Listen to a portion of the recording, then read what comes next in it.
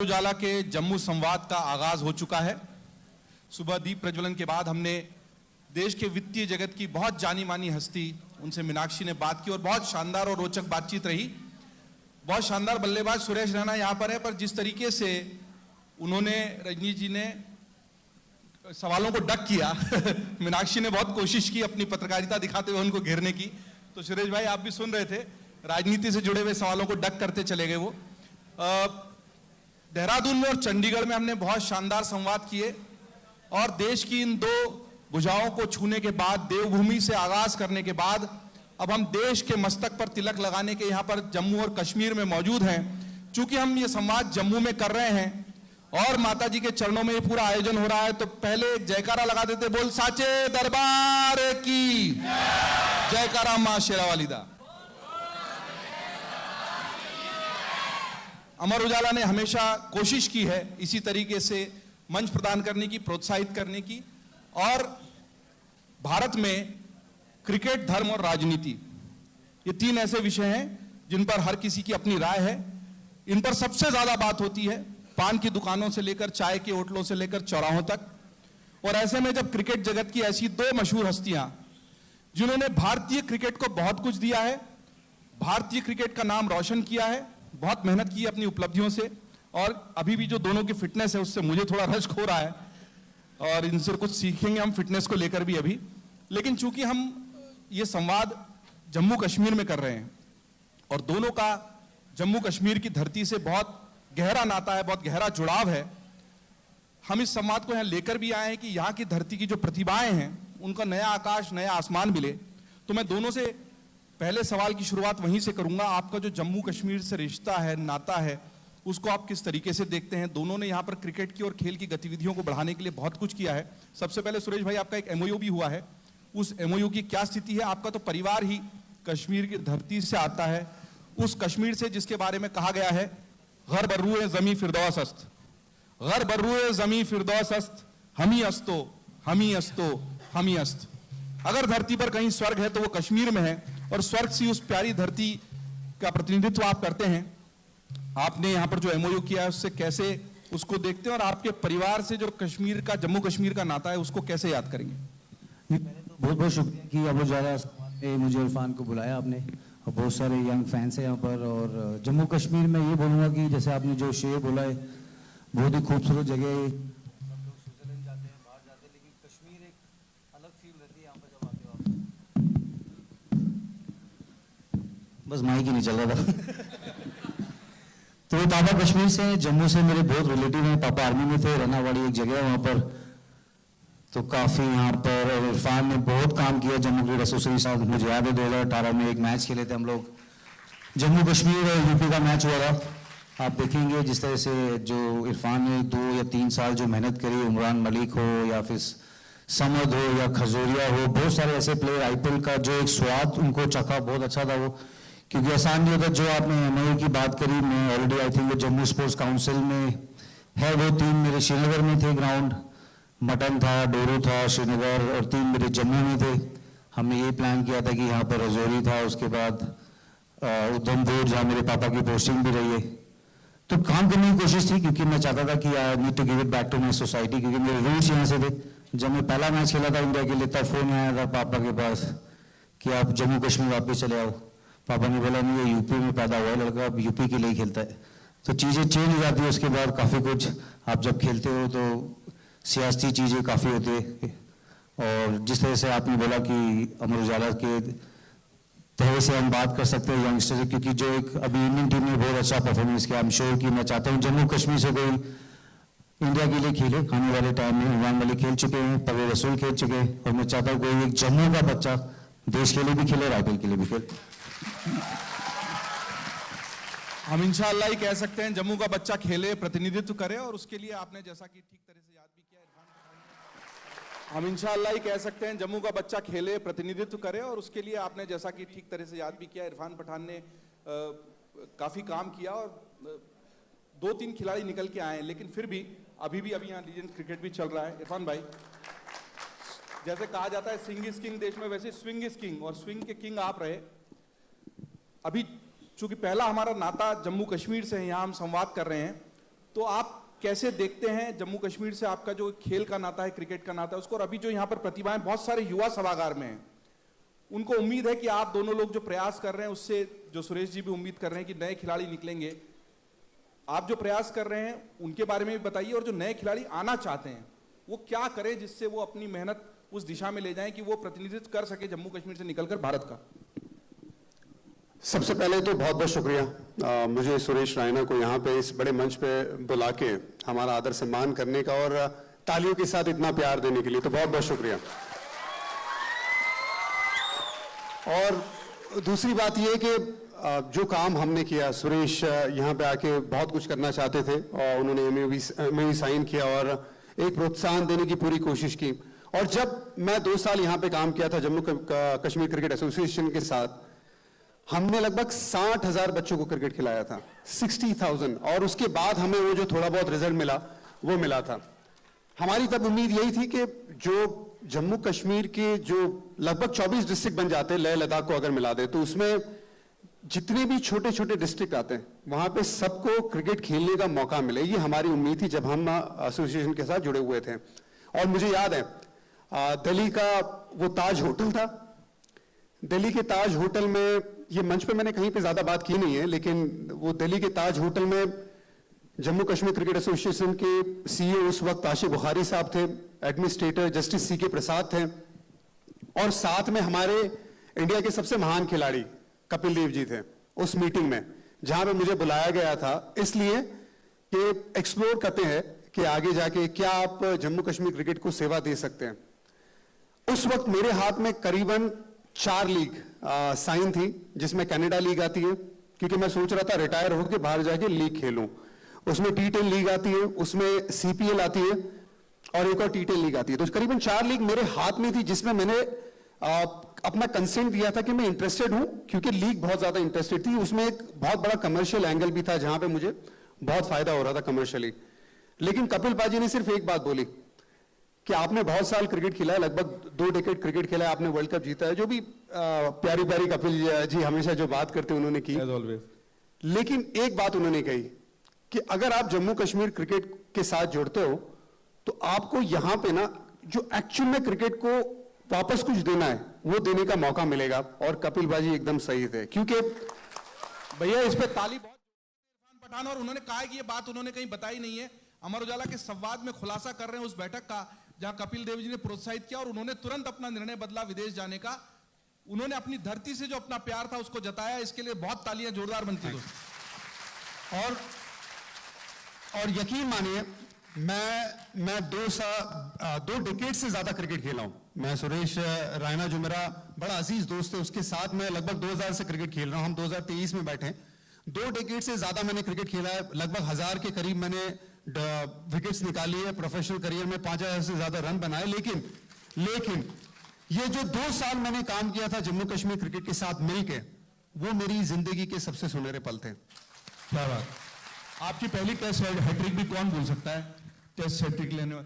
बहुत अच्छी बातें हुई, जम्मू कश्मीर से आपका जुड़ाव, और अब तो आपके प्रति जो मोहब्बत है जम्मू कश्मीर के बाशिंदों की वो और बढ़ जाएगी, क्योंकि आपने दूसरी कुछ चीजों को, और आपके नाम के साथ ही पठान जुड़ा हुआ है, तो एकदम से तरन्नुम गूंज उठता है मेरे प्यारे वतन।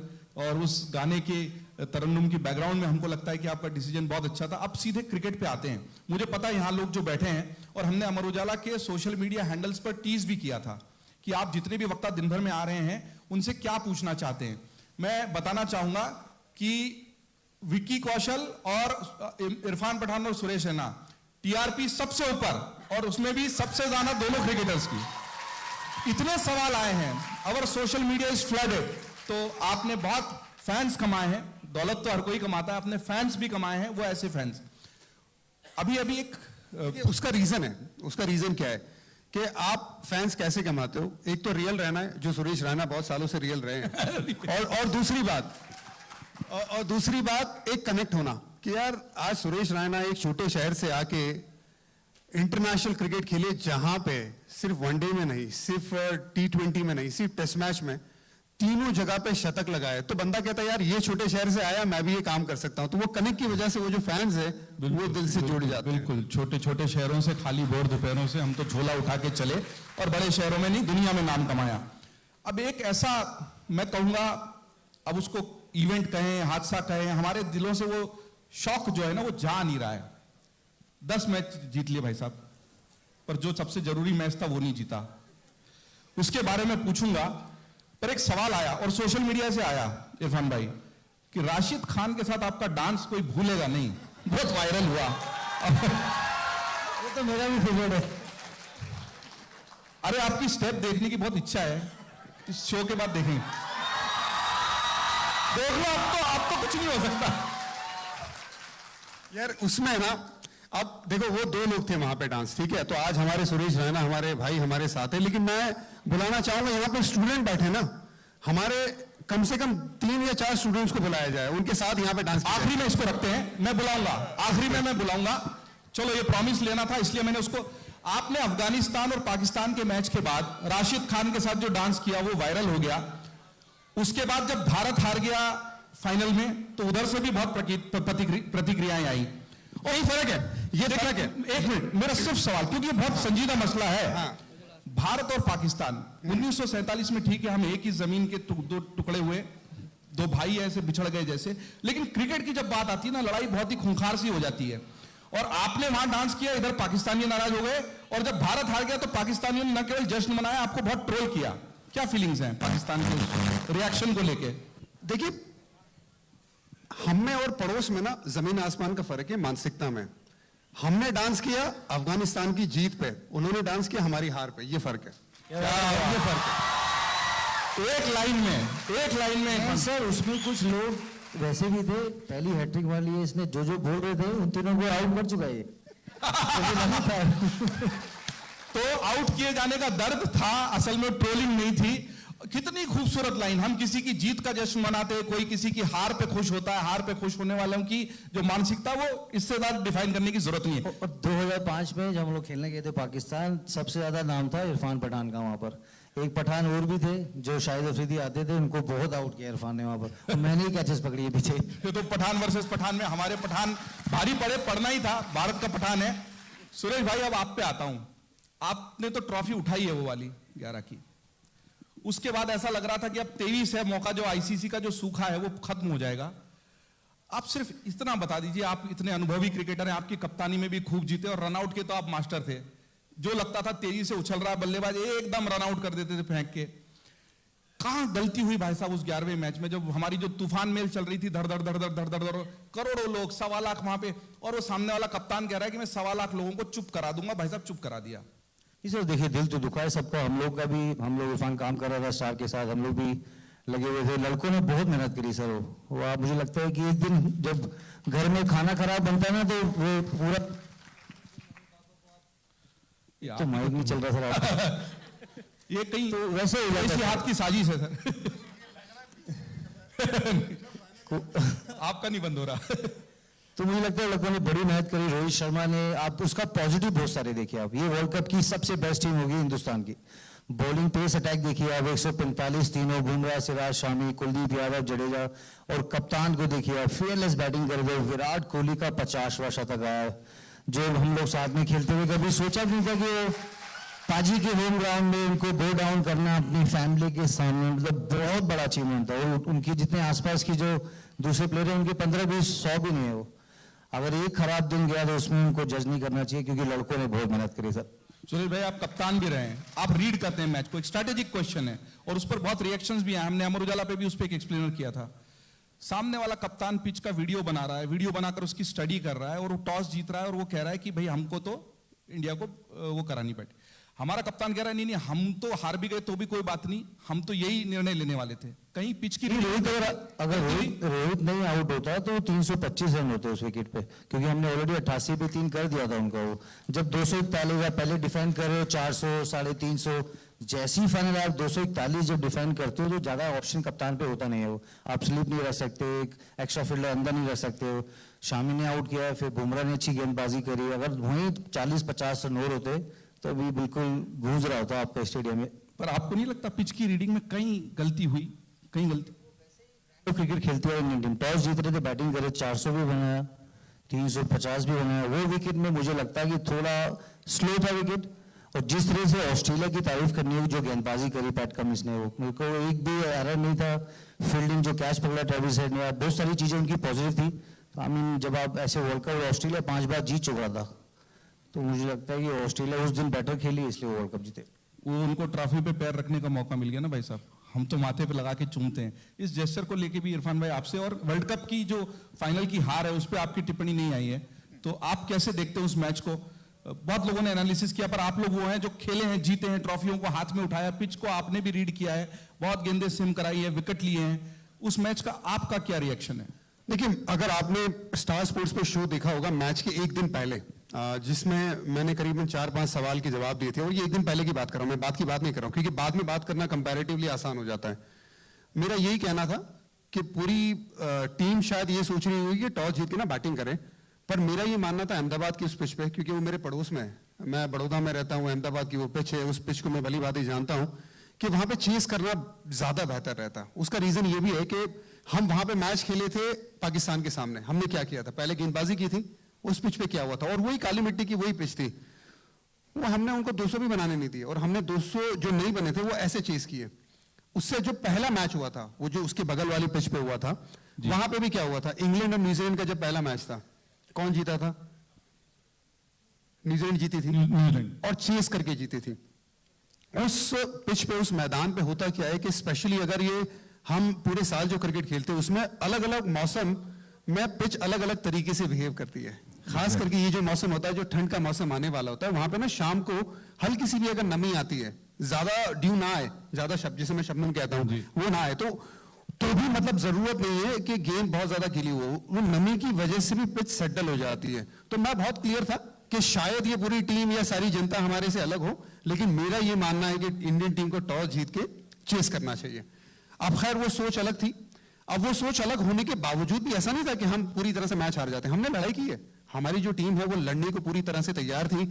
सिर्फ एक ही चीज का मुझे मलाल रहेगा कि हम थोड़ा ना ज्यादा पीछे देख रहे थे जब बैटिंग कर रहे थे। जब आप ओवर द शोल्डर देखते हैं, क्योंकि जब केएल राहुल जब बैटिंग कर रहे थे, मुझे महसूस हो रहा था, जब मैं कमेंट्री में हल्की सी बात कर भी रहा था, कि पीछे उन्हें लग रहा है जडेजा आने वाले, सूर्य कुमार यादव आने वाले। अब अगर हम उनको जल्दी लेके आएंगे, जिसमें जडेजा का भी रोल बहुत बड़ा हो जाता था, तो अगर मैं थोड़ा ज्यादा एग्रेशन दिखाने गया या बहादुरी दिखाने गया, क्योंकि बड़े मौकों पे आपको थोड़ी ज्यादा बहादुरी दिखाने की जरूरत होती है, लेकिन वहां पे मुझे लगा कि थोड़ा सा सबड्यूट क्रिकेट खेला हमने, और फिर वो गेम बहुत ज्यादा दूर चला गया। जो रायना ने कहा ना कि 300 सवा 300 हो सकते थे, और वो पार्टनरशिप जब टूटी रोहित शर्मा की, उसके बावजूद भी हो सकते थे। बट अगर आप पीछे देखते रहेंगे ना, तो फिर आप आगे का जो गेम है ना, वो थोड़ा स्लो खेलते हैं, वहां पे स्लो खेला, और तब तक मुझे लगता है कि जब तक 240 ही बने ना, वो गेम खत्म हो चुका था। और वही देखेंगे 2011 वर्ल्ड कप जो जीते थे, हमने चेस किया था। इरफान ने जो बोला बिल्कुल स्पॉट ऑन है वो, क्योंकि विकेट इससे भली बात कौन जानेगा, पूरे आप वर्ल्ड कप के फाइनल में आप जाओगे, क्योंकि ड्यू गिरता है, क्योंकि वर्ल्ड कप इस बार अक्टूबर नवंबर में हुआ है। हाँ, क्योंकि यहाँ थोड़ी शीतलहर बढ़ती है, थोड़ा सा एक खुश मिजाज, थोड़ा ठंडा, जो ड्यू शबनम, जो इरफान भाई, हाँ, इनकी शबनम बहुत फेमस है, शबनम गिरती रहती है, वो तो विकेट बड़ा वो वैसा हो जाता है। बट मुझे लगता है कि चेस ऑप्शन था, लेकिन अगर रोहित शर्मा नहीं आउट होते तो मैं बता रहा हूँ 350 रन बन जाते इस विकेट पर। आप दोनों का पॉइंट ऑफ व्यू है, और दोनों मैच को अलग अलग पर्सपेक्टिव से देखते हैं। बड़ौदा से आते हैं बगल से, और उस पिच को बहुत अच्छे स्टडी किया है इरफान भाई ने, और एक जो स्ट्रेटेजिक एक्सपर्ट कमेंट हमें चाहिए था वो आ गया। मैं इसी को कंटिन्यू करता हूं। हार गए, टीस है, खलिश है, और वो तो अब जब तक अगला कप नहीं उठा लेते तब तक वो खलिश जाएगी नहीं। वो जब भी कोई उसको कुरे देगा तो वो, क्योंकि हम सब चाहते थे कप उठाते हुए देखना, उसमें तो कोई शक ही नहीं है। आपसे आज सुन लिया, आगे T20 का वर्ल्ड कप है, राहुल द्रविड़ तो कंटिन्यू हो गए हैं एज ए कोच।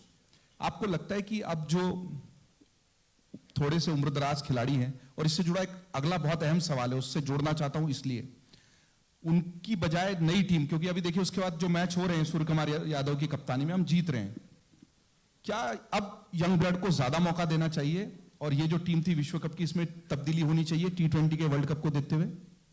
दोनों से बारी बारी। नहीं, बिल्कुल चांस मिलना चाहिए यंगस्टर का। इरफान जब 2007 में वर्ल्ड कप में टीम गई थी, किसी ने एक्सपेक्ट नहीं किया था कि इंडियन टीम वर्ल्ड कप जीतेगी। इरफान उसमें मैन ऑफ द मैच भी थे, यूसुफ ने बहुत अच्छा किया, गौती भाई ने, धोनी भाई, युवराज के 6 छक्के कोई भुला नहीं पाएगा। चांस तो देना पड़ेगा। अभी यशस्वी जायसवाल अच्छा कर रहे हैं, ऋतुराज गायकवाड़ अच्छी फॉर्म में, रिंकू सिंह बहुत अच्छी फॉर्म में, उमरान मलिक को आप खिलाइए, और भी ऐसे प्ले जो IPL जो होता है 10 टीमें आई है उसमें होगा। और ये जो हम बात करें, बड़ा कॉल है सिलेक्टर्स का और कोच का, कैप्टन का। इंपॉर्टेंट होगा कि लीड कौन करेगा। रोहित शर्मा क्या लीड करना चाहते हैं, जैसे हार्दिक पांड्या वापस गए हैं अभी एमआई में, क्या 5 महीने में क्या क्या आपको दिखेगा, क्या चेंजेस हो रहे हैं इंडियन टीम में? क्योंकि डेफिनेटली 2013 से आईसीसी ट्रॉफी नहीं आई अभी तक, और हमें मानना पड़ेगा कि क्यों नहीं आ रही है, हमको रेक्टिफाई करना पड़ेगा मिस्टेक, या सिलेक्शन में प्रॉब्लम है, या फिर बैट्समैन इरफान ने बहुत अच्छा पॉइंट बोला कि जब आप लग रहा था वहाँ रन बॉल खेल सकते हो, इतना डॉट बॉल खेलोगे, फिर फाइनल लग नहीं रहा, हमें लग रहा था हमें ऑस्ट्रेलिया ने ऑलरेडी दबोच लिया वहाँ पर एक जी। तरीके से, तो वहाँ बहादुरी दिखानी पड़ती है, आपको एग्रेसिव खेलना पड़ेगा। तो वो वैसी लड़की हैं हमारे इंडिया में, ऐसा नहीं है कि तो आप ये मान रहे हैं कि नए लोगों को मौका मिलना चाहिए, पुरानी टीम के कुछ खिलाड़ियों को रेस्ट देना चाहिए? नहीं, ये फॉर्मेट नया है और ये इसमें थोड़ा जोश चाहिए, जुनून चाहिए, पागलपन चाहिए ट्रॉफी जीतने के लिए, उसके लिए आपको यंग ब्लड तो रखना पड़ेगा। इरफान भाई, मुझे लगता है कि यूथ और एक्सपीरियंस का मिश्रण होना चाहिए। उसका रीजन ये है कि जरूर ये फॉर्मेट T20 का फॉर्मेट है और आपको यहाँ पे बेबाक खिलाड़ी चाहिए जो आके बंदाज खेले, कोई बैगेज लेके नहीं आए। लेकिन आपको ये देखना है कि क्रिकेट कहाँ पे होने वाला है। वर्ल्ड कप होने वाला है वेस्ट इंडीज में, वहां पे ना थोड़ा एक्सपीरियंस की जरूरत पड़ेगी। और अच्छी बात यह है इंडियन टीम के लिए कि वो जो 50 ओवर का वर्ल्ड कप और T20 का वर्ल्ड कप ना, उसमें कोई बहुत ज्यादा अंतर नहीं है, सिर्फ कुछ ही महीने का गैप है। तो यहाँ पे आप ऐसा नहीं कर सकते यार सारे घल के बदल डालूंगा, तो वो उसमें दिक्कत हो सकती है। तो मुझे लगता है कि अगर अच्छा मिश्रण हुआ तो टीम के लिए बेहतर रहेगा, यूथ और एक्सपीरियंस का। ठीक है, बहुत अच्छा, दोनों का व्यू और काउंटर व्यू है, और एक का मानना है कि थोड़ा ज्यादा नए लोग, और एक का कहना है कि चूंकि वेस्ट इंडीज है तो अनुभवी लोगों की जरूरत पड़ सकती है। यहां से मैं उस सवाल पे आता हूं जो मुझे लगता है पूरे क्रिकेटिंग वर्ल्ड को, इंडिया के और इंडिया के क्रिकेटिंग फैंस को भी लगातार परेशान करता है। हम लोग ऑफलाइन भी बात करते हैं, कल भी सोच रहे थे भाई क्या सवाल पूछें, क्या बात करें, सोशल मीडिया पे भी ये सवाल आया हुआ है, बहुत सारे सवालों की बाढ़ में। आपको नहीं लगता कि T20 और ये सारी लीग मैचेस की वजह से क्रिकेट की अति हो गई है? क्रिकेट में ग्लैमर और पैसा ज्यादा हो गया है, और उसका जो सोल है, जो उसकी आत्मा है, वो कहीं पीछे चली गई है क्रिकेट की अति होने से। ग्लैमर पैसा है, तभी तो आप दोनों ने हमें बुलाया यहाँ पे। नहीं, आपके खेल की वजह से अति तो नहीं हुई। देखिए, ग्लैमर नहीं, आपका खेल था, लोग आपके खेल से प्यार करते हैं, आपकी सेंचुरीज से प्यार करते हैं, मैदान में आपने जो जौहर दिखाया उसकी वजह से आपको पैसा मिला, तो तालियां बजनी चाहिए, पैसा मिला, अच्छी बात है। तो वो यंग प्लेयर को भी मिल रहा है ना सर, क्या बुरी बात है? जो जम्मू का हो, यूपी का हो, वेस्ट थक जा रहे हैं, मेन जो बच्चों की शादी करा रहे हैं, फोकस नहीं कर पा रहे हैं, घर बना रहे हैं, ग्लैमर पैसा तो आएगा जो परफॉर्मेंस करेगा प्लेयर। अच्छा मुझे ये बात बताओ, नाराजी पैसे से नहीं है, नाराजी क्रिकेटिंग की आत्मा के पीछे जाकर प्रायोरिटी चेंज होने से। प्रायोरिटी Priority change नहीं हो रही सर। आप यहाँ बैठ के बात कर रहे हो आपके खेल की वजह से। नए खिलाड़ी को लगता है कि यार मैं भी T20 खेलूंगा, थोड़े दिनों में पैसा आएगा, मैं भी ऐसे स्टेज पे, वो मेहनत, क्या उसमें कमी आ रही है? वो मेहनत भी कर रहे हैं, लेकिन वो पैसा आपको 1 साल ही देंगे, आपको परफॉर्मेंस 15 साल करना पड़ेगा। क्योंकि अगर आप ओनर हो, अगर हम दोनों को आप पैसे दे रहे हो स्टेज पे बुलाने के लिए, अगर हम अच्छा नहीं बोलेंगे तो कल आप नहीं बुलाओगे। वो सिंपल है, क्रिकेट भी वैसे सर। इरफान भाई, एक तो देखिए कि आपने अपने आप पर खूब मेहनत की है, आप तब जितने फिट थे, कई बार तो माशाल्लाह उससे ज्यादा फिट आप अभी नजर आते हैं। नहीं, आपको लगता क्रिकेट की आत्मा पीछे धकेल दी गई, the soul of cricket, and glamour, पैसा, जल्दी जल्दी सफलता का जुनून, ये ज्यादा हावी हो गया है? देखिए मेरा ये मानना है इसमें कि मैं इंडियन टीम को खेला था 2003 को मेरा डेब्यू हुआ था, और आखिरी गेम खेला था मैं 2012 में। अब हम 2023 में बैठे, आज तक मुझे प्यार मिलता है। उसका रीजन ये है कि जब तक ये लीग नहीं आई थी तब तक सिर्फ एक ही टीम थी, सिर्फ एक ही टीम थी, और वो जितने भी लड़के एक टीम में खेलते थे जो इंडियन टीम थी, तो उनको बड़ा प्यार मिलता था और उनको बड़ा तवज्जो दिया जाता था। अब बहुत सारी अलग अलग टीम आ गई है, उसमें हुआ ये कि चीजें थोड़ी सी बढ़ गई है। उसमें कई बार ये भी चीज है, जो यंगस्टर्स है उनके सामने एक चैलेंज है बहुत बड़ा, कि उनकी प्रायोरिटी क्या है। उनकी प्रायोरिटी अगर सिर्फ पैसा होगा तो फिर उनके लिए लॉन्जेविटी खतरे में आ जाएगी, और ये एक चैलेंज है, और इससे हम बिल्कुल भी इस चीज को दरकिनार नहीं कर सकते, ये फैक्ट है। तो यहीं पे मुझे लगता है कि उन यंगस्टर्स के लिए ना एक अच्छा मेंटोर, एक बड़ा भाई, एक अच्छा कोच जो उन्हें संभाल सके ऑन द फील्ड और ऑफ द फील्ड, ये चैलेंज को संभालने के लिए। अब दूसरी बात, क्या इसमें कुछ गलत है? नहीं, इसमें कुछ गलत नहीं है। जो अभी जितना पैसा मिल रहा है बच्चों को मिलना भी चाहिए, आने वाले वक्त में इतना पैसा मिलेगा क्रिकेट में हम सोच भी नहीं सकते। जो पूरी जिंदगी कई खिलाड़ियों ने कमाया नहीं होगा, उतना पैसा सिर्फ एक सीजन खेल के मिलेगा। अभी आप देख रहे 15 करोड़ 20 करोड़ सिर्फ 2 महीने में आपको मिल रहा है, विच इज फैंटास्टिक। बुरी चीज इसलिए नहीं है कि जम्मू कश्मीर से 2 लड़के आते हैं। एक मिनट के लिए टोक रहा हूं, बोल रहे 15 करोड़ मैं जान रहा हूं वहां पे, ये हार्दिक पांड्या वाला मामले को लेके आपने। नहीं, उस पर मेरा कनेक्ट नहीं था। अब आप कनेक्ट बिल्कुल ना बताइए, कनेक्ट मैं बताऊंगा। देखिए वर्ल्ड कप में वो अनफिट हो गए, वर्ल्ड कप में अवेलेबल नहीं रहे और अभी 15 करोड़ लेके खेलना चाहते हैं। और दूसरी यही तो बात है ना। जम्मू से 2 लड़के आए, ठीक है, एक अब्दुल समद और एक उमरान मलिक। ये लड़के आए, ये सिर्फ हीरो ही नहीं बने यहाँ के लड़कों के, यहाँ के बच्चों के, यहाँ के बच्चियों के, उनकी जो फैमिली लाइफ थी ना वो भी सेटल हुई है। उसमें कोई बुराई नहीं है, उसमें बहुत अच्छी बात है। कल मैं उनके वालिदैन से मिला, परसों समद के घर पे मैंने खाना खाया, उनकी आंखों में खुशी थी, उनकी जुबान पे सिर्फ दुआएं थी। जब मैं उनसे मिल रहा था, वो देख के आप यकीन माने मुझे इतना सुकून मिल रहा था। इससे बड़ी चीज कोई नहीं है कि आज एक रिक्शा चलाने वाले का लड़का आईसीसी का नंबर 1 रैंक क्रिकेटर बना है। वो इंडिया से है, वो है मोहम्मद सिराज। आज ये सारी चीजें कहां से, अलीगढ़ से आने वाले रिंकू अभी तो देखिए ये सब ये इतनी सारी बेहतरीन चीजें हुई है फाइनेंशियल सपोर्ट के साथ, जिसमें कोई बुराई नहीं है। मुझे लगता है ये बैलेंस है, ये चलता रहेगा। पहले क्रिकेट कैसा होता था, 60 ओवर का खेल होता था, सबको याद है। जो वनडे क्रिकेट था 50 ओवर का नहीं, 60 ओवर का होता था, व्हाइट कपड़े में होता था, लाल बॉल में होता था। फिर वो कैरी पैकर की चीजें आई, बदलाव हुआ। वहां पे भी लोग यही कह रहे थे, यार ये कमर्शियलाइज हो गया है, ये क्रिकेट थोड़ी, ये तो तमाशा है। लेकिन वनडे क्रिकेट को सबसे ज्यादा पसंद किया गया। हम 2 बार वर्ल्ड चैंपियन बने, 83 में चैंपियन बने, चीजें बदल गई। 2011 में चैंपियन बने, चीजें बदल गई। तो भाई आज अगर आपको मेहनत करके, चाहे वो लीग से आप खेले, मुल्क के लिए खेले, मेरी प्रायोरिटी हमेशा मुल्क रहा है और रहेगा। लेकिन अगर ये प्रायोरिटी रही कि भाई आपको अच्छा क्रिकेट खेल के कमर्शियल अपनी फैमिली को सपोर्ट करना है, कोई बुराई नहीं है। बहुत अच्छे से आपने बताया। देखिए मैं फिर से दोहरा दूं, हमने जो संवाद के मंच से सवाल पूछा था उसमें ये नहीं था कि पैसे नहीं मिलना चाहिए, और आपने भी दोहराया आपने, लेकिन उस मर्म को छुआ कि बैलेंस होना चाहिए। बैलेंस नहीं होता है तो आप एक बड़ी इंडियन क्रिकेट टीम की टूर्नामेंट के लिए अनफिट हो जाते हैं, लेकिन लीग मैच के लिए आप फिट हो जाते हैं, और पैसा शायद कहीं ना कहीं हावी होता हुआ दिखता है। और फिटनेस को तो प्रभावित वो करता ही ना, एक इंसान का शरीर है, और क्रिकेट खिलाड़ी के लिए, किसी भी स्पोर्ट्स पर्सन के लिए स्पोर्ट्स इंजरी सबसे बड़ा अभिशाप होती है। और उसके क्रिकेटिंग करियर में किसी भी दूसरे, तो अगर बैलेंस नहीं होगा, जो आपने कहा, उसके पास एक कोच होना चाहिए जो उसको बता सके कि भाई इतना खेलना है, इतना नहीं खेलना है। इंजरीज जो है ना वो मेरे दिल के बड़े करीब है। आदमी अगर सोफे पे ना 10 घंटे बैठेगा ना, वो भी इंजर्ड हो जाएगा, कमर की इंजरी हो जाएगी। हम तो स्पोर्ट्स खेलते भाई, हाँ, हम तो ऐसा काम करते जहां पे एक बॉल डालने पे जितना आपका वजन है, अगर 80 किलो वजन है तो 8 गुना ज्यादा बॉडी पे वेट आता है। कितना? एक बॉल डालने पे 8 गुना ज्यादा, घुटने, बैक, शोल्डर पे। अब बंदा इंजर्ड नहीं हुआ तो क्या होगा? तो ये तो होना ही है। और ये इंजरी को ना कई बार उस लिबास में लपेट के पेश किया जाता है जहां पे ऐसा लगता है कि ये जुर्म है। ये जुर्म नहीं है भाई, ये होना है, ये क्रिकेट है, ये स्पोर्ट्स है। लेकिन जो प्रायोरिटी की बात की है, मैं हमेशा मानता हूं, जो यंगस्टर बैठे भी हुए हैं, अगर आप अपने खेल को प्रायोरिटी रखेंगे, जो सीधा सीधा कनेक्ट करेगा अपने मुल्क को, तो आपकी कामयाबी को कोई नहीं रोक सकेगा।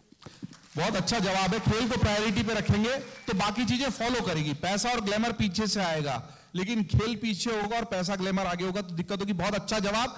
इसी जवाब के साथ थोड़ा हमारा अगला पड़ाव जहां पर है, मैंने शुरू में सुरेश भाई से बात हो रही थी, उन्होंने बोला यार तुम तो बस फॉर्मेट बता दो, T20 है। तो मैंने कहा सुरेश भाई टेस्ट मैच से शुरू करेंगे, वनडे पे आएंगे और आखिरी में रैपिड फायर करके 2020 कर देंगे। तो ये बड़े खुश हुए। तो 2020 की तरफ बढ़े। उसके पहले सुरेश भाई, सर अफगान डांस करना है, फैंस वेट कर रहे हैं। हाँ, मैं इसीलिए, उसके बाद अफगान डांस भी होगा। लेकिन एक सवाल ऐसा है जिसको मैं छोड़ नहीं सकता, अगर मैंने छोड़ दिया तो हमारे सोशल मीडिया के जो जितने भी फॉलोअर्स हैं, आपके भी और अमर उजाला के भी, बहुत नाराज होंगे। एक सवाल इतना ज्यादा आया सुरेश भाई आपके लिए, आपने चेन्नई सुपर किंग्स अचानक क्यों छोड़ दी? आपकी और महेंद्र सिंह धोनी की केमिस्ट्री को लेकर दुनिया भर में चर्चा थी, क्या उसमें अचानक से कोई गैप आई? क्या धोनी से आपने बात की? ये इतने सवाल है ना, तो मैंने कहा इसको नहीं लूंगा ना तो लोग मेरा जीना मुश्किल कर देंगे इस सत्र के बाद। वो धोनी वैसे पूछ लो, बताइए। नहीं, ये सवाल डक नहीं कर सकते। सवाल आपने क्यों छोड़ दिया अचानक? चेन्नई सुपर किंग्स को क्यों छोड़ दिया? नहीं छोड़ा नहीं सर, मैं अभी भी कर रहे थे, खेल रहे थे। मैं जब देश के लिए खेल रहा था उस टाइम मुझे लगा कि मैं जब छोटा था मैंने ज्यादा टाइम स्पेंड किया नहीं मॉम डैड के साथ, तो मेरे बच्चे हैं अभी, जब रिटायर हो गए तो मुझे मोटिवेशन नहीं था वो, कि जब मैं देश के लिए खेल रहा था, आईपीएल में मुझे अच्छा पैसा मिल रहा था, 15 साल अच्छा पैसा मिला है वो, लेकिन वो मैं कर नहीं पा रहा था कि कैसे खेलना है। अगर मैं देश के लिए नहीं खेल रहा, आईपीएल कैसे खेलो, वो मोटिवेट नहीं हो पा रहा था। वो मुझे लगता है बहुत इंपॉर्टेंट है। जब आप देश के लिए खेलते हो तो वो तवज्जो ज़्यादा इंपॉर्टेंट है, क्योंकि खाने से दाल रोटी है, ये सब यहीं रह जाना है, क्या बात, कहीं नहीं जाना पैसा हो, खुश रहना बहुत जरूरी। इस फलसफे को लेकर इरफान भाई भी कुछ ऐड करना चाहते हैं, पर इस फलसफे को लेकर, इस दार्शनिक अंदाज को लेकर सुरेश भाई का जो क्रिकेटर से बिल्कुल अलग है, जुदा है। ताली बजाइए भाई, दाल रोटी खानी है, क्या करोगे?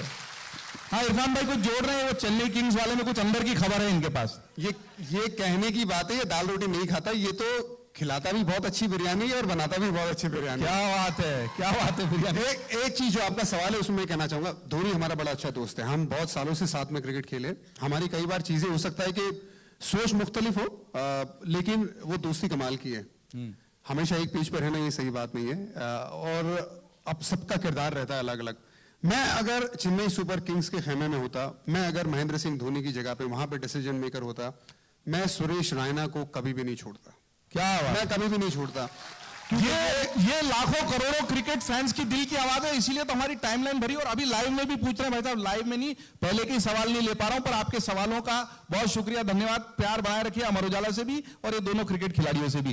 तो ये बोल रहे हैं कि इनको बने रहना चाहिए था। मैं कभी नहीं छोड़ता, क्योंकि ये भाई, ये सिर्फ मिस्टर सीएसके नहीं है, ये मिस्टर आईपीएल है। ये मिस्टर आईपीएल कुछ रीजंस है और सीएसके को बड़ी मैचेस जिताई है, और ऐसे ऐसे वक्त पे मैचेस जिताई है जहां पे ऐसा लगता है कि यार पहले विकेट गिर गई है, अब प्रेशर बनेगा। वो प्रेशर कभी बनने ही नहीं देता था, और ये एक साल की बात नहीं, ये सालों साल की बात है। तो सिर्फ उसके चक्कर में मैं कभी भी मेरी टीम से सुरेश रैना को नहीं छोड़ता। बहुत बढ़िया। आखिरी पड़ाव की ओर है, 2020 आने वाला है। मैं सबको बता दूं, जो लोग बैठे हैं यहाँ पर और जो लाइव देख रहे हैं, उनको भी हमने इस वाले संवाद से अपने फॉर्मेट में एक बहुत छोटी तब्दीली अच्छे से की है कि आखिरी में जो भी हमारे साथ शख्सियत होंगी, उनसे हम जानने की कोशिश करेंगे कि वो 1 मिनट में अपने आप को किस तरीके से डिफाइन कर सकते हैं। इस पर जब मैं थोड़ी सी चर्चा कर रहा था सामने सोफे पर बैठकर, तो उसमें बहुत ही अच्छा एक वैल्यू एडिशन, एक बहुत अच्छा जोड़ा है दोनों ने। उन्होंने कहा यार हम लोग 20 साल से साथ में हैं, हम खुद को तो डिफाइन करेंगे, लेकिन हम एक दूसरे को डिफाइन करेंगे, हम एक दूसरे के बारे में बहुत अच्छा बता सकते हैं, तो वो भी करेंगे।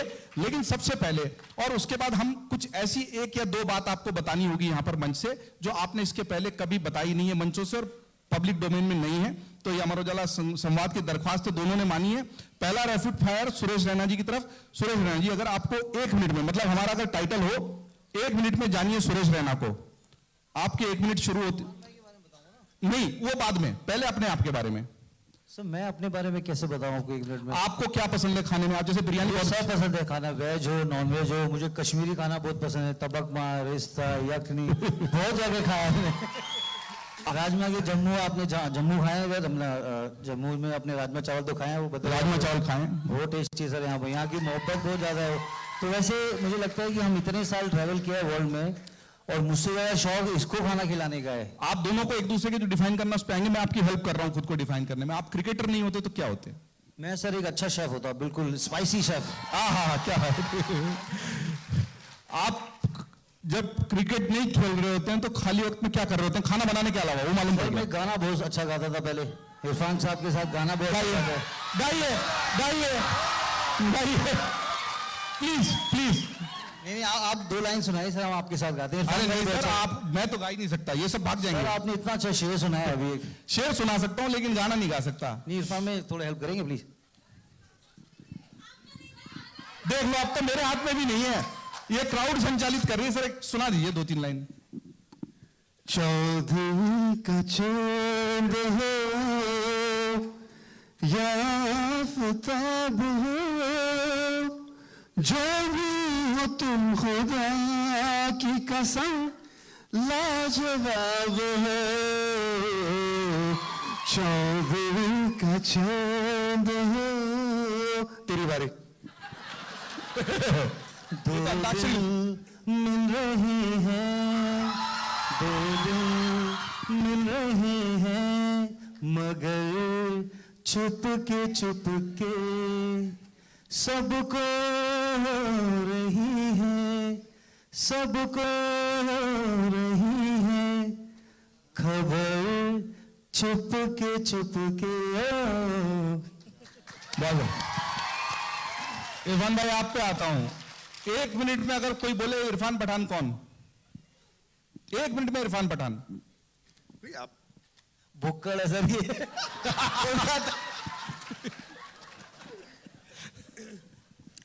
1 मिनट में तो क्या कहेंगे, लेकिन जिंदगी जीने वाला इंसान जो खुशियां फैलाना चाहता है, कई बार नहीं फैलाता, लेकिन खुशियां फैलाना चाहता है, खुश रहना चाहता है, कई बार नाराज भी कर देता है, खास करके पड़ोस वालों को। कोई बात नहीं। हमेशा एक जो माँ बाप ने वैल्यूज दी है उसको ताउम्र तक संभाल के रखने वाला इंसान, थोड़ा सा खुंदगी गुस्से वाला हूँ, पठान हूँ, तो वो थोड़ा सा गर्म खून वाला इंसान,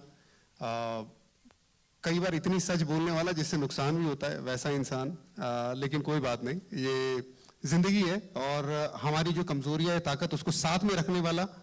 और खाना भी खाता हूँ, लोगों की बहुत लुक आफ्टर करता है, जैसे जम्मू कश्मीर हो, ऐसे बहुत सारे लोग हैं, मैं जानता हूँ, कम से कम 3-4 लाख लोगों की मदद कर चुके हैं। क्रिकेट बैकग्राउंड और एकेडमी बहुत अच्छी चल रही है इनकी, क्या बात। और वहाँ से पैसे नहीं लेते बच्चों से, उनको फ्री ऑफ कॉस्ट करते, चाहे वो गरीब बच्चे हो, चाहे वो बच्चे बेचारे अफोर्ड नहीं कर पाते। और ये सिलसिला चला रहा है जब से खेल रहे हैं, इनके अब्बू हो या अम्मी हो, चाहे सिस्टर हो, इनका खानदान में जो एक लोगों को एक सपोर्ट सिस्टम होता है ना, वो बहुत अच्छा है। और मैंने तो खुद सीखा घर पे, 2003 में बिरयानी खाने गए थे हम, पूरा एक पतीला था, चारों तरफ से कोने से खा रहे थे, सबसे पहले से ये बीच में आया, बहुत बाद में आए थे। बहुत बढ़िया, बहुत खूबसूरती से आपने डिफाइन। हाँ, कुछ कहना चाह रहे थे, प्लीज। नहीं कह रहा हूँ, इतनी प्यारी बात करने के लिए लव यू मेरे भाई। अच्छा, अब उस पे आ जाते हैं। आप 1-1 मिनट में एक दूसरे को डिफाइन कीजिए। आप कह रहे हैं हम एक दूसरे को इतने अच्छे से जानते हैं कि एक दूसरे के बारे में ज्यादा अच्छा बोल सकते हैं। हाँ। सुरेश रैना एक ऐसा इंसान जो बहुत प्यारा दोस्त है, लेकिन ऐसा टीममेट जो दूसरों की कामयाबी सबसे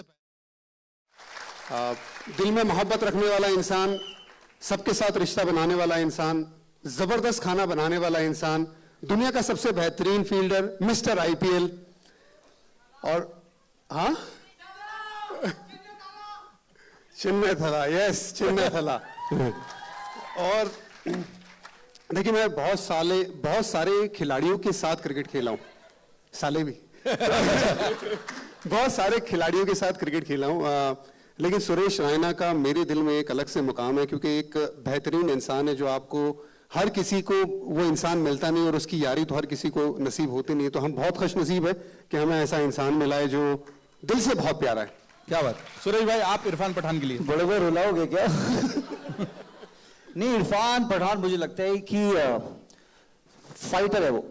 जब भी टीम एक ऐसे दौर में गुजरती है, आता है कुछ एक ऐसी चीजें करेगा, चाहे वो स्पेल हो, चाहे वो बैटिंग हो। आपको वो धोनी भाई और उसकी बैटिंग की पार्टनरशिप याद होगी, जब India versus Pakistan test match चल रहा था, शोएब अख्तर बीमर मारा था इन दोनों को, तो इन्होंने उसको ऐसा परेशान किया, तो फिर वो सारी बॉलें भारी जा रही थी। वो क्रिकेटिंग आप देखोगे, लोगों की हेल्प करना, लेकिन सबसे अच्छा है ना, ये बहुत अच्छा पेरेंट्स है।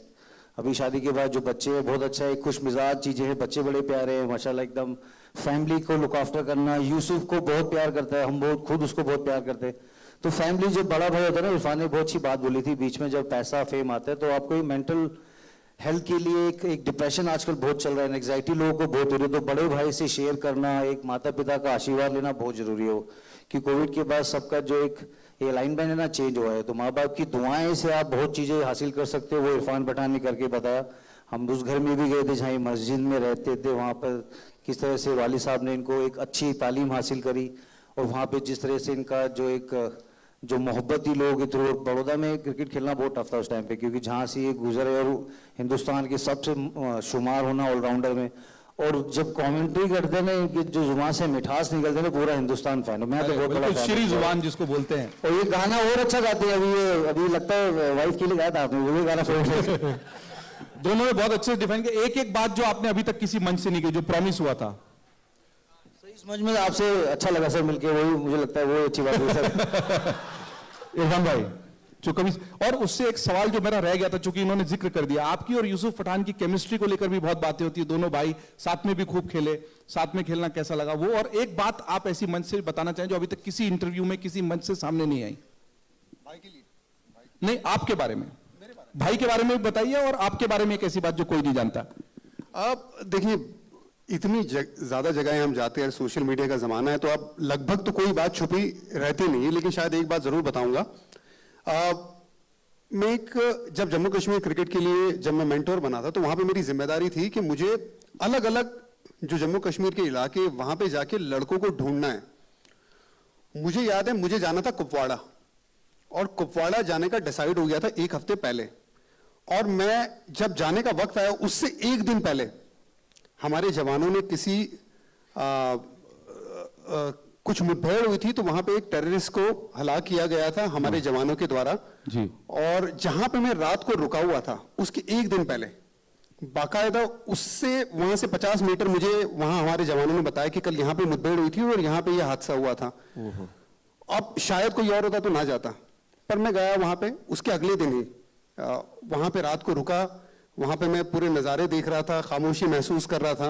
और अगले दिन वो लड़के को जिसको मैं स्पेशली देखने गया था, उस लड़के की गेंदबाजी देखी मैंने उस मैदान में, कुपवाड़ा के मैदान में। वो लड़के को सिलेक्ट भी किया और आप उस लड़के को 1 या 2 साल में आईपीएल खेलता भी देखोगे। क्या बात है। शेरदिल, जांबाज, जिंदा दिल और बहादुर इरफान पठान के लिए तालियां दोनों ने। मैं सवाल लेना चाहता था पर वक्त तो चला है मेरे पास, लेकिन जो राशिद खान के डांस वाली बात हुई थी, 1 मिनट मल्लिका, वो प्रॉमिस नहीं तोड़ सकते। 2-3 लोग, केवल 4 लोग आ जाइए इधर, तो इरफान भाई का डांस होगा राशिद खान वाला, और दुनिया और रश करे तो करे। अगर आप ये वीडियो YouTube पर देख रहे हैं तो हमारे चैनल को सब्सक्राइब करें और बेल आइकन को दबाना ना भूलें। अगर आप Facebook पर ये वीडियो देख रहे हैं तो हमारे पेज को लाइक करें।